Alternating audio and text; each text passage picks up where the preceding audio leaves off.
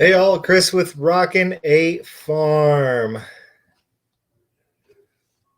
Doesn't look like we really have anyone joining us yet. But if anybody is on here, if you wouldn't mind, give me a thumbs up if you can hear the volume. Let me know if the picture's good. I see one person is viewing now. So I've kind of got a little bit of a double computer set up here tonight. I have a little computer that has a mic and a camera on it, but my eyes are not good enough to see the comments on it anymore. So I've got my other computer, my big monitor over here to the right. Hey, Deb. Hey, Ryan. All right, good deal. So we've got volume. So how is everybody tonight?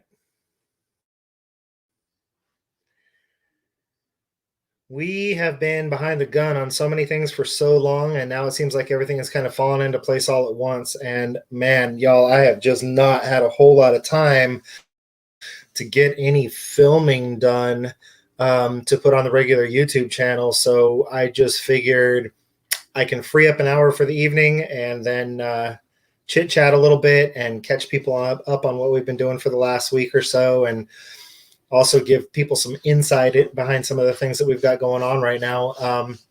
So I figured, why not? Let's just go live. Why are you walking in here scuffing your feet? Because I want a snack. Oh, well, you already had a snack, but go get yourself a fruit. Hey, Jack, how you doing? Let me see. Planted July vegetables, Ryan. That's good. You keep going on the container gardening, man. I'm telling you, you can grow food anywhere you want to grow food. So just do it. Get that food going. So, y'all, I'm going to try to keep up on the comments tonight. I'm kind of flying solo. My partner in crime has been working an insane amount of overtime at her job. So she is trying to get a few hours of sleep before she has to report for like a midnight shift. And so I'm going to try to keep up on the comments. She's usually the one who helps me not lose track of what people are saying while I'm over here just jibber jabbering away. So like I said, I've got the big screen over here that I can actually read. So if you see me looking in this direction, I'm not ignoring my audience here. I'm just trying to actually read what y'all are saying and stay caught up on the comments. But I guess we'll just go ahead and kind of get this thing rolling. That's the great thing about a YouTube Live, right, is that there's this little thing called playback. So anybody who hasn't joined us right away, they can jump in or watch it at a later date. I've got 5 or 6 of y'all here tonight, so that's we've got a little intimate setting going on here, and we'll just enjoy one another's company. So I know a lot of y'all are homesteaders, and if you're not homesteaders, per se, we kind of live that homesteader lifestyle a little bit. A lot of y'all are gardeners. A lot of y'all have animals, and it is summertime, and pretty much anywhere you live in the country, summertime is busy time on the homestead. Am I right? Jack, your containers are going nuts with tomatoes. My containers are going nuts with tomatoes as well. We actually planted that. So most of y'all know this if you watch any of the videos, but this year was a horrible start to gardening year for us. I'm not sure exactly what happened with my seed starting system. I mean, this self-watering Kratky style hydroponics seed starting system that I have. Last year, I planted too early because the plants did so well in it that they were outgrowing the lights before I could get them into the ground. This year, I started them at the same time I started them last year, and the things just never took off. I don't know that I have a single plant in my garden that comes from a seed I started myself, with the exception of like the squash and stuff that we planted from seed. But even those got, yay big, and then the pill bugs came in and devastated them. So I have some things in my garden that I planted from seed in the garden. Any seeds that I tried to start in advance, no luck whatsoever. They just all failed to thrive. The only thing I can really think of is that I got a hold of some really bad potting soil that just did not have enough nutrient in it. I was getting some white fungus on the top of the soil, which is supposed to be like a moisture issue. When I started blowing a fan across them to help keep them dried out, they did better. But we had to start my garden almost a month later than usual, and with all store-bought plants, and that made me very, very unhappy because it's been a few years since I've had to go to the store to buy plants. And that just kind of started us being behind the gun. I'm going to look over the comments here for a minute. So let me see. Debbie, you're under mosquito attack. Yes, that's the wonderful part about living in Texas this time of year is mosquitoes. So, hey, Little Mountain Life, how you doing? So I've got Jack, Debbie, Little Mountain Life, Ryan. Got several of you in here. That's cool. Got behind in the garden, but the garden is finally really starting to produce. The cucumbers are coming on. Those yard-long beans, y'all, if you didn't see my last garden tour video, I'm telling you right now, I will never try to grow regular bush-style green beans or pole beans ever again, because these things, you cook them down, they taste great. You can them, they taste great. I canned several days ago, and decided to wait a day or two and then open it up and tasted them. They taste just like any other green beans I've ever canned before.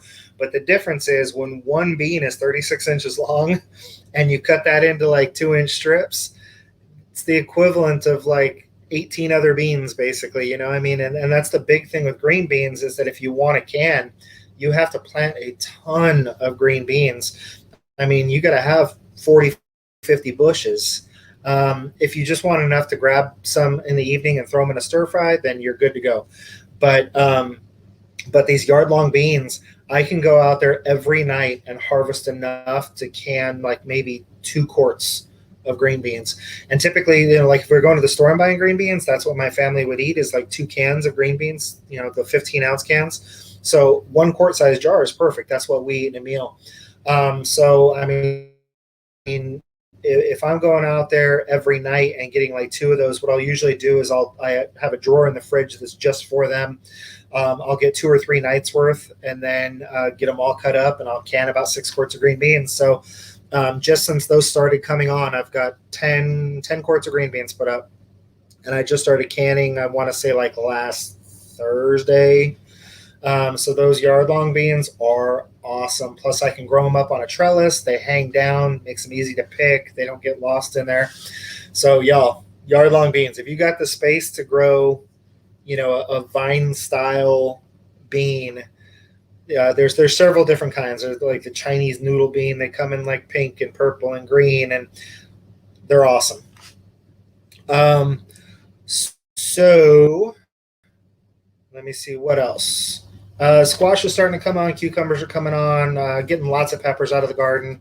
But the garden is keeping us very, very busy. We're back at that time where it's like you can't ignore the garden. It's a daily chore. You have to get out there every single day, or veg starts going bad on you. The other thing that I've been having to do this week that has kept me so busy is we had to knock out another chicken tractor.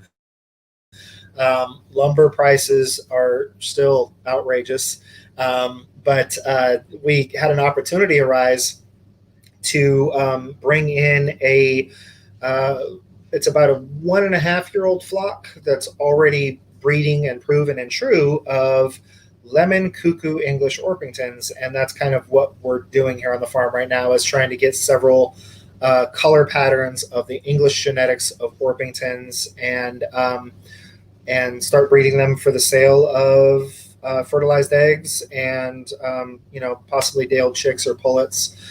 And the opportunity came up where I knew this person had the stock. They decided they wanted to get out of breeding so many chicken breeds, and they said, "Hey, are you still interested in those lemon cuckoo English Orpingtons?" And my answer was yes. So I am going to pick them up this Saturday, which meant that I needed to get that chicken tractor knocked out this week. And we just finished it up this evening, about 30 minutes before I came in here to join y'all.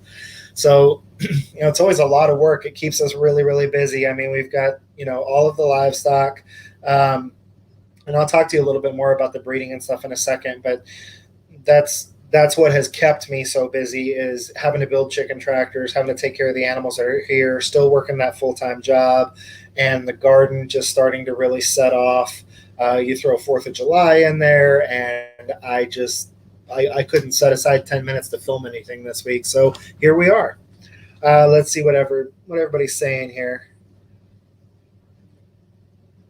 Are they literally just long green beans? Yeah, pretty much. They are pretty much literally just long green beans. They taste the same. I mean, they're just long beans. If you leave them on there, once they get to where they're the better part of somewhere between 24 and 36 inches, if they're a decent thickness and they feel relatively firm, get them off of there, because you'll come out the very next day and they're really swollen and puffy and soft. And at that point, you just got to leave them on there and let them go to seed, so that you have seeds for next year, because they're no good at that point. But yeah, they're literally just really long green beans. That's all I can tell you. And they taste just like any other green bean I've really had. Let me see. Where do you get the yard long beans? Well, you're going to talk to me, Deb, and I'm just going to get you a bunch of seed, because we missed a bunch, and I've got a whole bunch out there drying and going to seed that I'll pull in here really soon. Jack, you want to see a video on the yard long beans? I talked about them in my last garden tour video that I posted, I think, last week, but I could definitely go more in depth on them, because they're interesting. They're super cool. I have two different varieties out there. I'm not even 100% sure which 2 varieties I have, but I'll make sure I get that information, and then it might not be a bad idea to do a video on these yard long beans, because I'm super impressed with them. I planted 6 plants total, and off of the 6 plants, I'm putting up 10 quarts a week. So I'm pretty happy with them.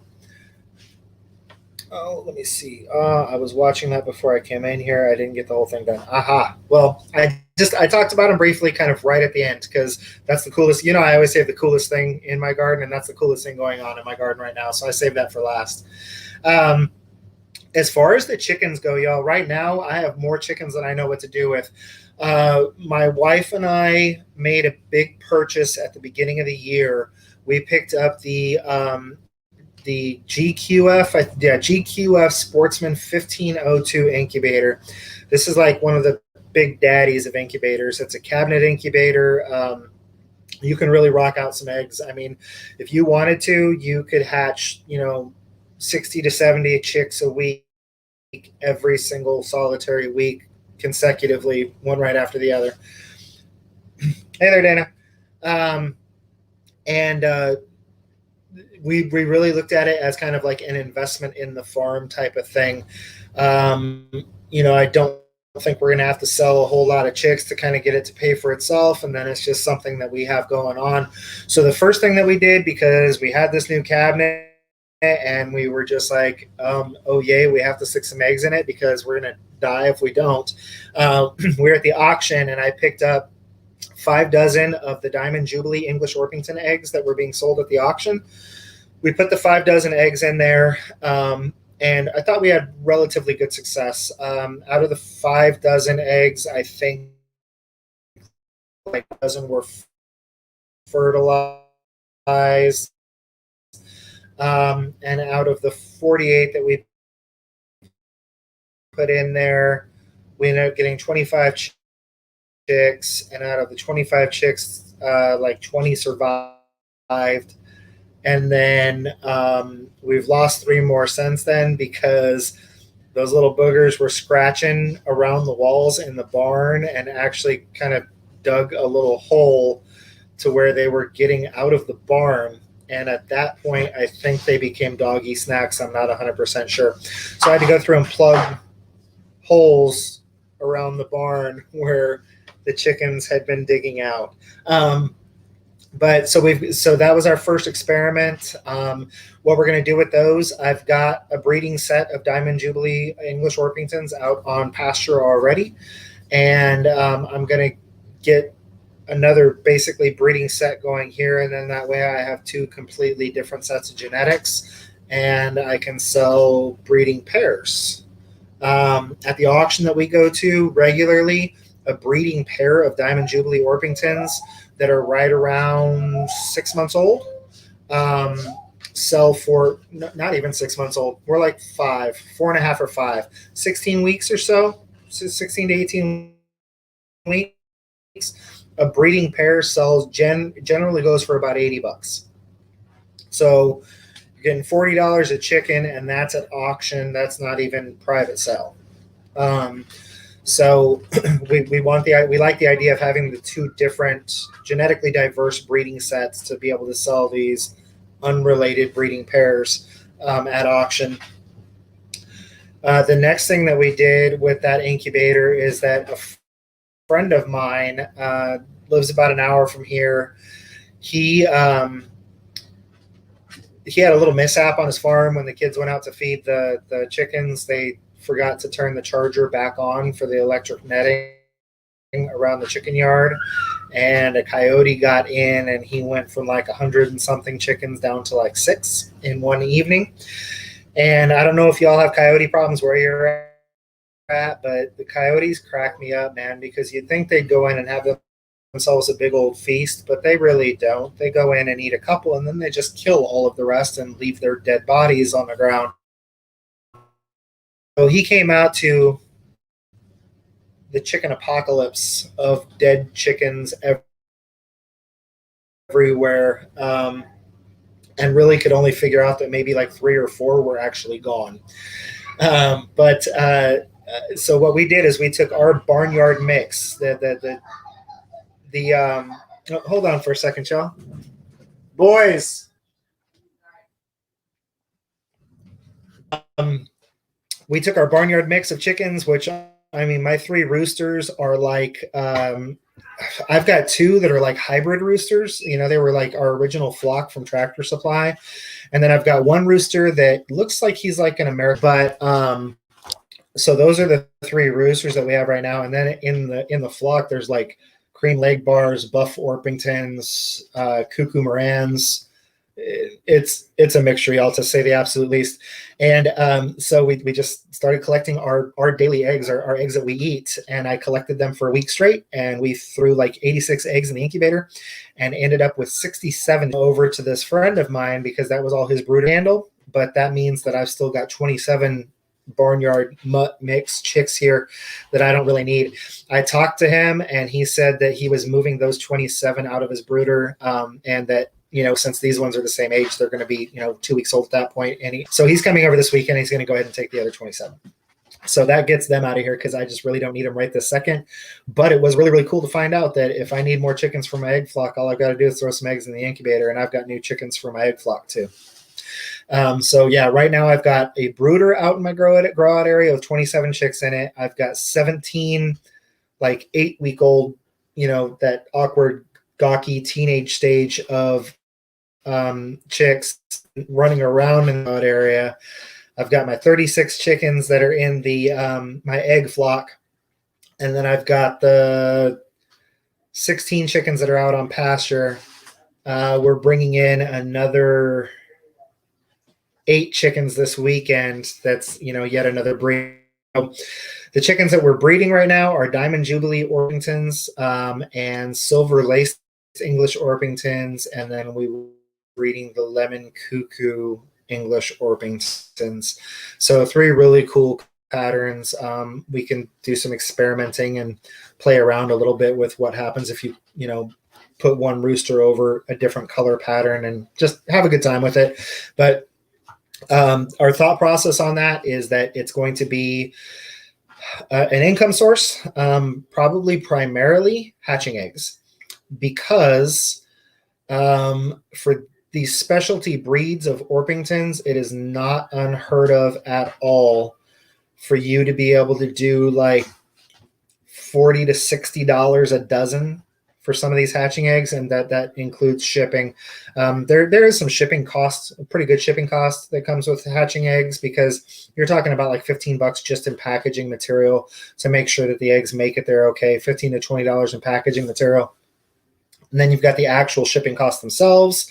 So when somebody says $80 a dozen and that includes shipping, that means that they're getting like $30 to $40 for that dozen eggs. And y'all, that's, think about how much you can eggs for $3 to $5 a dozen for eating eggs. So $30 to $40 for hatching eggs. That's good money.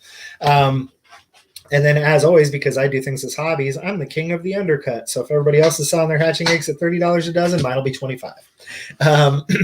So try and make some money off the hatching eggs. If I've got a bunch of hatching eggs and they're not shipping, we throw them in the incubator and hatch out those chicks. And then I will be listing, day-old chicks.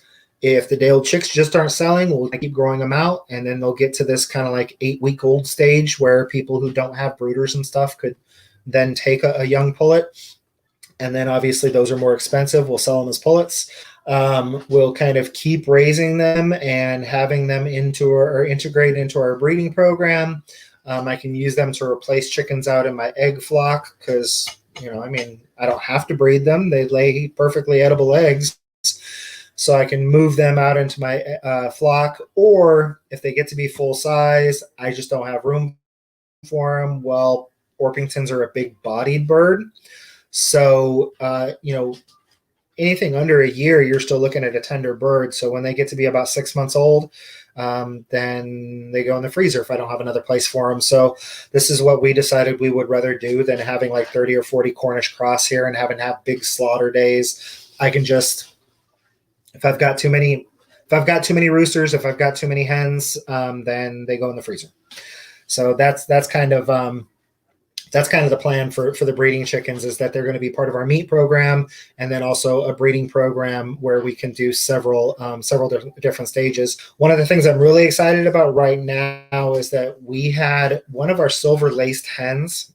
She is just tiny, and she's the prettiest hen out of all the group too. But I mean, little stubby legs, little teeny tiny body. She's just, I don't know if there's a dwarfism gene going on there, because for silver-laced English Orpingtons, I have looked, and as of right now, nobody's talking about bantam silver-laced English Orpingtons. So I need to find a way to get a little tiny rooster because if I can start breeding some bantam silver-laced English Orpingtons, I don't think anybody else is doing that right now, and that's a good way to kind of jump in on the early money side of something that other people will probably eventually start doing. So just ride that wave as long as we can. So that's one of the things I'm excited about that. Not seeing a whole ton of comments here. Thank you. If you think this is lots of good info, Ryan. Let me see. Tractor is going good. I've pretty much implemented it right into my daily chore routine, because since we are on 5 acres and I'm pushing chickens and tractors, like right now, my chickens are on the furthest possible part of the property from the house. I just turned the corner today. We're heading back towards the house. But it'll only take me about a week to get back, and then I'm turning around and heading back up to the property line. So what I've started doing for feed and stuff like that is that I've got that box blade on the back of the tractor, and I've got 3 5-gallon buckets sitting down in the top compartments of that box blade. One of them is full of feed with 1 pound scoop in it, and the other 2 are for filling up with water. So every morning I take my tray full of feed for my pigs and I toss it in the bucket, drive out to the pigs, feed the pigs. There's a hose right there, fill up the water buckets, drive out to the chickens, give them fresh water for the day, and feed them their feed at that point too, move the tractors, and then repeat that process in the evening. So that's really working out well, because I'm not a lazy man in any way, shape, or form, but carrying 40 gallons of water, or 40 pounds, sorry, not 40 gallons. Well, I guess it's actually 10 gallons total, so 80 pounds, carrying 80 pounds of water, 125 yards just to have to come back to get, the 5 gallon bucket full of feed, take it out, and then now I've got to bring all kits back. At least two of them are empty at this point. It just doesn't sound like fun. I actually did it like for a couple of days and then went, hey, dummy, you got a tractor. Why are you doing this? So the tractor's really taking a lot of the workload off. Really enjoying having it. And I'm really glad we added it to the farm. I wasn't crazy about having another monthly payment, but just in work and back pain and knee pain, this thing is kind of paying for itself. So I don't feel guilty about that decision at all. I'm glad we did it. I'm trying to think about what else we've got going on. I don't really see any questions popping up on the feed. If anybody follows any of my videos and you've seen something recently, you want me to go into it a little bit more, we can. Like I said, I just kind of wanted to update everybody on what we've been up to and why we haven't been filming.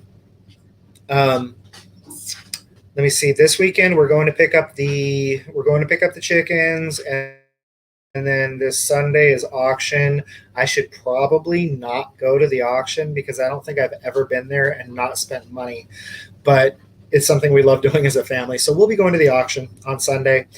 And one of the other things we're going to do on Saturday, the lady who was selling me the chickens, she's become a friend of the family. She's also where I get my pigs from. So we're going to do some more looking around. We've already been out once to look at pigs and kind of gotten an idea of some of the breeding lines that we're interested in. We're going to go out there again because she's had another litter born, and with any luck, fingers crossed, her final litter will be born by this Saturday. And so we'll get out there and take a look at some of our breeding stock. Our plan is to bring 5 pigs onto the farm. We're going to bring 2 more feeder pigs on because the 2 guys I've got out there now are going to the processor on October 5th. If we brought 2 more feeders on, they would go to the processor in like February. And then, so that's 2 of the 5 pigs that we're bringing onto the farm. The other 3 pigs that we're bringing onto the farm are an unrelated Gilton and Boar breeding pair, and then a second gilt. But she's a little older, and she'll actually come to us already bred by a boar that is, not the same lineage as the boar we're bringing on the farm. So I'll have a boar and 2 unrelated gilts for breeding pigs, but one of those gilts is going to come to me bred so that I can get into piglets sooner. And if I can keep them housed, then I will actually have some breeding pairs to sell of my own. So lots of pigs coming onto the farm, and it'll be happening very soon here. I would say if we don't have pigs on this farm, more pigs on the farm by August 1st, I'll be a little surprised. At the same time, I wouldn't necessarily be brokenhearted, to be honest with you, because August is a nasty hot month. So if we wait until September to bring these pigs on the farm, that's not going to be the end of the world for me. Let me see. Debbie, you pulled your cherry tomatoes. They were growing, but it's not producing. Yellow pear tomatoes are looking great. Yeah, all of our tomatoes are really producing really well right now, but that's also because they're just coming into production because we were so far behind on getting our garden in. It's looking really good. We just make sure we nurse them through the heat. But, you remember last summer, Debbie. I know you don't have a lot of Texas summers under your belt here, but last summer, this summer has been unbelievably mild compared to last summer. We had the harshest winter I've seen since I've been here, and we're having the mildest summer I've seen since we've been here. So it hasn't been, usually by this time, mid-July especially, or into late July, the garden, you're doing everything you can just to keep it alive because it's just hot and dry. Right now, we're getting more rain in the month of July than I can ever remember during the time we've been here. So fall, when do I start seeds under grow lights, and then do I put the starts in the dirt? Fall favorites. We don't really do a fall garden, to be honest with you, Debbie. A lot of people are, midsummer, they're starting more tomatoes and starting more peppers indoors to get them into the ground for a fall maturation and harvesting season. What we have discovered works best for us is to nurse our existing plants through the heat and put up with them not producing, because once you get into cooler temperatures, they just explode with, just as much veg as you were getting in May and June. So we don't really do a fall garden per se. About the only thing that I'll usually kind of put in like midsummer-ish is maybe like another crop of sweet corn just to get, one last barbecue in. And then last year was the first year we ever really did a true winter garden, and I wasn't impressed. I don't know if I'm going to waste my time again.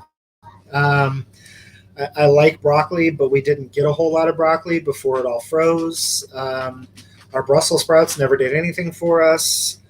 It's just, I'm not sure. I'm not 100% sure if it's going to be worth the effort, because I do enjoy having a little bit of downtime and some time to work on projects. Like, I still need to finish the roof on my barn, and that's not going to happen anytime in the next several months. So it would be kind of nice to not have to worry about a garden. Just put all the garden beds to bed for the winter, put a cover crop on them, and till that cover crop back into it in the spring, and maybe take the winter off of gardening. I haven't decided. Little pig, go. Sorry, my wife's little pig is at my feet, and it decided it wants to push the fan across the room. Yeah, so I don't know that we're going to do a winter garden. And for a fall garden, what most people consider a fall garden, we just nurse our summer garden along to get it to fall, and then start harvesting again. That's been our approach while we've been here. So let me see. We talked about tractor. We talked about chickens. We talked about pigs, and we talked about gardening. Canning season is here. It's in full effect. So I'm doing a little bit of canning pretty much every other evening, probably, with the peppers. I haven't done any smoking of the peppers yet. I haven't done any drying of the peppers yet. Here's more information for you, Ryan. So a lot of people don't realize, but there's a lot of peppers out there that exist that are just called something different because they're dried. Like, for example, a poblano pepper is a poblano pepper. When you dry it out, it's an ancho chili pepper.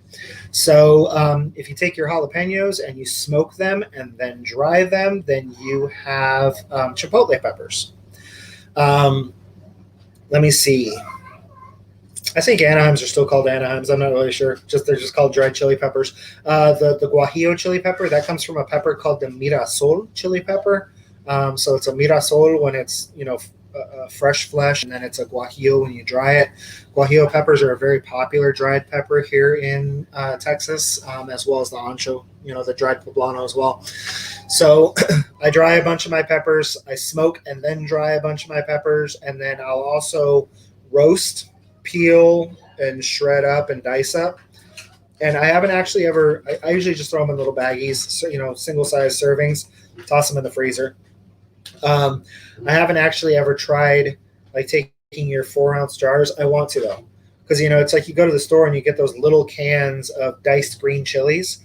Well, I would like to take all of my Anaheim peppers and dice them up and can them in like the little 4-ounce jars, so that I can have canned diced green chili peppers too. I just haven't really looked into how to do it, but I will before summer's over. I will, because we're getting a ton of piggy. Come on, no, you go someplace else. We're just getting so many Anaheims right now that it would be silly not to try and figure out how to can some diced green chili peppers. So, but yeah, pulling a lot of peppers out of the garden because it's pepper time. Pulling a lot of cherry tomatoes out of the garden. I have so many great big green slicing tomatoes, and that's one of the things that irritates me about gardens.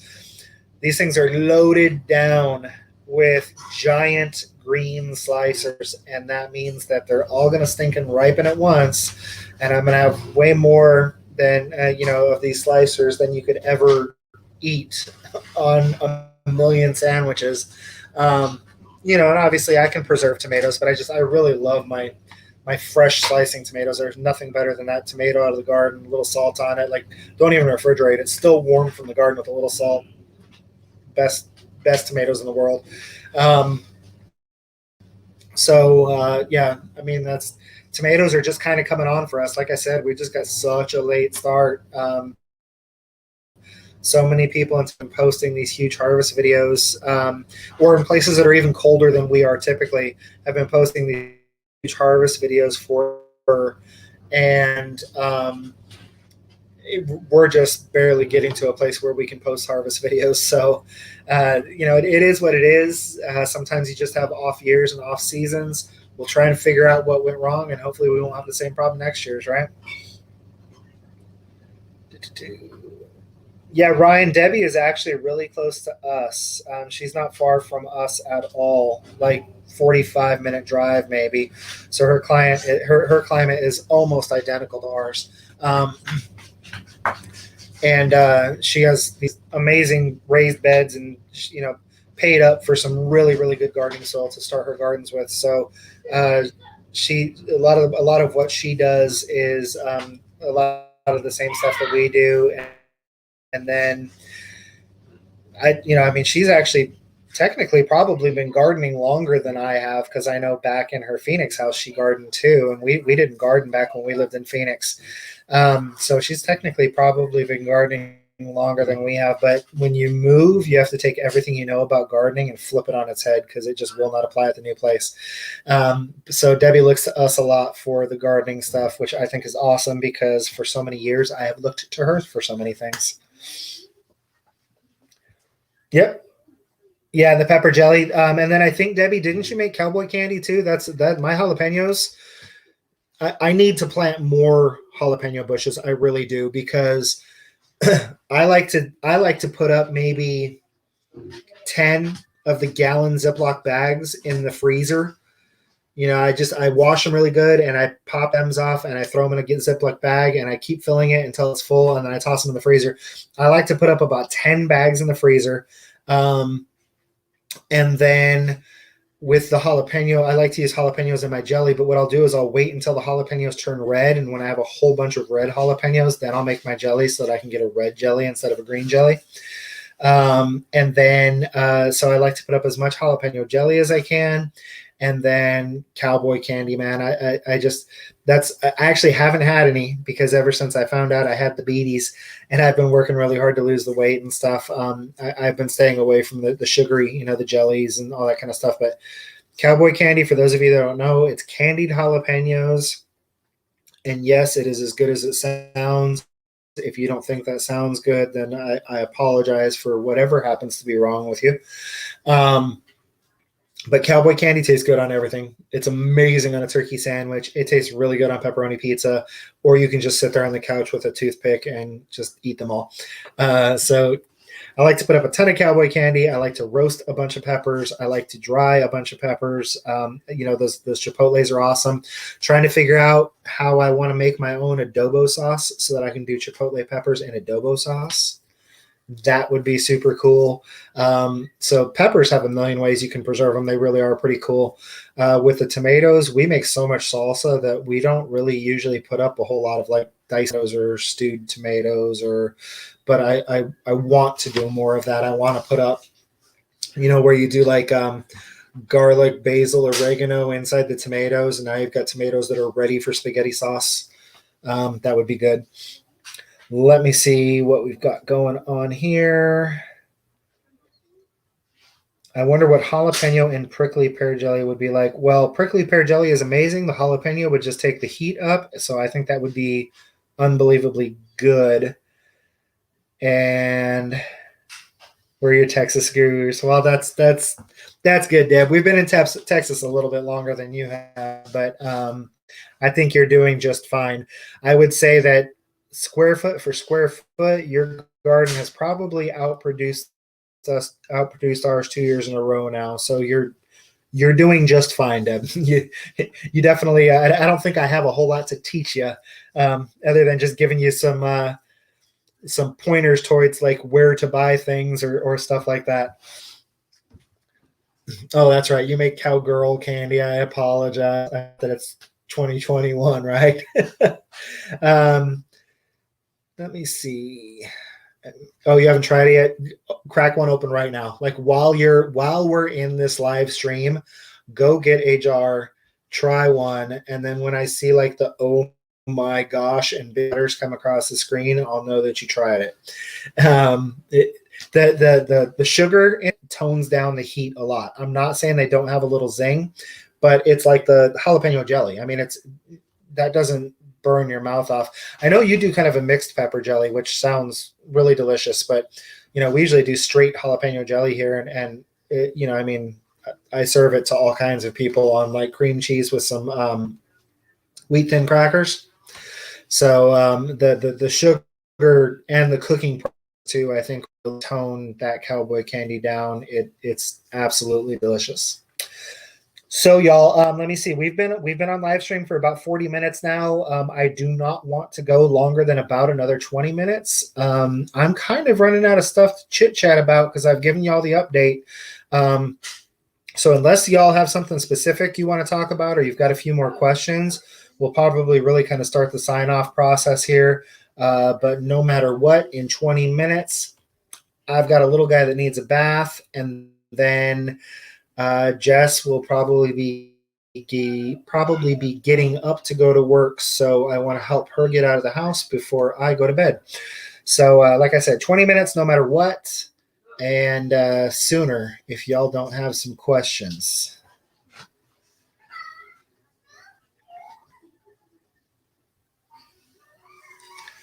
All right, we don't want any awkward silence here, so I'm not sure who the 4 that are on with me right now still are. I didn't necessarily expect this to be a really super popular live event, especially since I just scheduled it last night. See, that's the thing though, y'all. I like to use these lives as filler when I don't have my videos because I still get a chance to talk to y'all. These live streams do, sit on your videos just like any other video you make. So, there's that evergreen content. People can come in and I can go in and add some hashtags to this so that if anybody wants to talk about the stuff we've been talking about, then they can go back and catch it that way by, doing a Google search for a certain thing. But I don't know that I'm going to do a live until I know that I don't have content for the week. So it's not like I plan these lives out like, oh, I'm going to do another one in 2 weeks. Maybe I should. Because if I scheduled a live now, then 2 weeks from now, we might have a lot better showing. But these generally do okay. 4 to 10 of you join me here while we're chatting, and then, they'll end up getting several more views over the next few weeks and months. So Dana's still here. I know Debbie's still here. I'm pretty sure Ryan's still here. And then maybe I'm the 4th person. I don't know exactly how this works. But see, I'm kind of waiting on Debbie because she says she's heading to the cupboard right now. Like, I'm ready to sign off, but I'm telling you, like she said she made this cowboy/cowgirl candy, but she hasn't tried it yet. So y'all just watch that chat section right there, and if it pops up and you just see like all capital letters, oh my gosh, she tried it. And I'm telling y'all, it is that good. If you've got a lot of jalapenos coming out of your garden, then look into that cowboy candy recipe. You can find it online. It's there's multiples online, and from all of them that I've seen, I looked at like 6 or 8 different recipes before I made it for the very first time, and I think one of them had different ingredients than the other 7. So I mean, it's a pretty common thing. How are my fruit trees doing right now? My fruit trees are looking amazing. They're putting on some size. Branches are spreading out. It's like they actually cast like a little tiny lollipop of shade now. Like, it's enough though that like you could walk out and um, you want to see, so just come here. You could walk out and sit down on the ground and have that little tiny circle of shade that would cover you. Like, so I've really got my fingers crossed that maybe next year is going to be the year where we'll actually get some fruit on them. You just being goofy because you can see yourself over there. Is that what we got going on? Yeah. Your face is all covered in dirt from helping me outside today.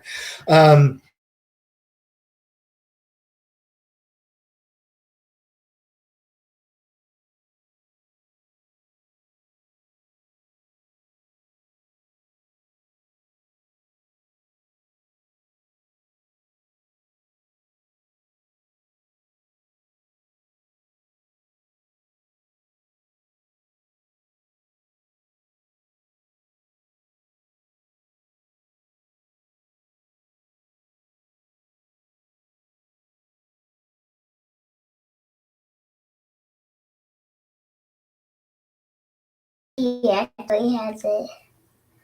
But he gives it back when it's almost run out of time. Oh, sorry, y'all. I don't know if I had a little internet problem there. It's hot. My mouth is on fire. Haha, but it's good. Oh, come on, Devs. It's I like heat. Plus, you might have some really nasty jalapenos too. Like, by nasty, I mean like super hot. So, hey, y'all. Apparently, I'm starting to have a few little internet issues. I've never had this happen during a live stream where I've dropped off like this. I'm glad I got it back up relatively soon. Deb, I'm glad you like the cowboy candy. If y'all ever have any questions, I'm always available via email. Ryan gets a hold of me through Instagram. I actually don't check my Instagram a whole lot. Like, Ryan, I see your messages. When I go to make a post to Instagram, I see your messages because I don't even have my notifications turned on for my Instagram.